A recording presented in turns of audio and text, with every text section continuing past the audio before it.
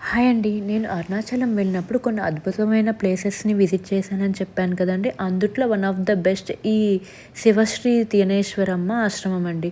అరుణాచలం వెళ్ళిన ప్రతి ఒక్కరికి ఈ అమ్మ గురించి చాలా బాగా తెలుసండి. మనకెంత కష్టమున్నా, ఎంత కన్‌ఫ్యూజన్ ఉన్నా అమ్మ దగ్గరికి ఒక్కసారి వెళ్ళామంటే మంచి మార్గం దొరుకుతదండి. మనసుకు శాంతి కూడా కలుగుతుంది. నాకైతే అమ్మ శాలిగ్రామ స్టోన్‌తో ఉన్న మాలైతే ఇచ్చారండి. అసలు మనీ ఏమీ కూడా తీసుకోలేదు. నాకైతే చాలా ప్రశాంతంగా, చాలా పాజిటివ్ వైబ్స్ అనిపించినాయి ఆ ప్లేస్‌లో. ఇక్కడ అమ్మ శివయోగం గురించి ఉపదేశం అయితే చేస్తున్నారండి. ఎవరైనా వచ్చి శివయోగం దీక్ష తీసుకోవచ్చు. ప్రతి సండే మరియు పౌర్ణమి రోజున దీక్ష ఇస్తారండి. ఆశ్రమంలో చాలా మంచి సేవలు కూడా జరుగుతున్నాయండి. గిరి ప్రదక్షిణ మార్గంలో 500 మందికి అన్నదానం, ప్రతి పౌర్ణమికి 5,000 మందికి అన్నదానం, స్పెషల్‌గా కార్తీక దీపం మరియు చైత్ర పౌర్ణమి రోజుల్లో అయితే లక్షలాది మందికి అన్నదానం చేస్తున్నారండి.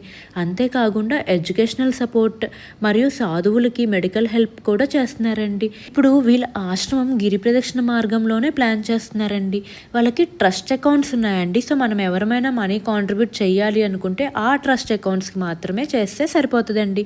చాలామంది చెప్పేది ఏంటంటే అమ్మ దగ్గరికి వెళ్ళినప్పుడు మనసులో ఉన్న భయం, బాధ అన్నీ తగ్గిపోతాయి, ఒక ధైర్యం వస్తుంది అని చెప్తారండి.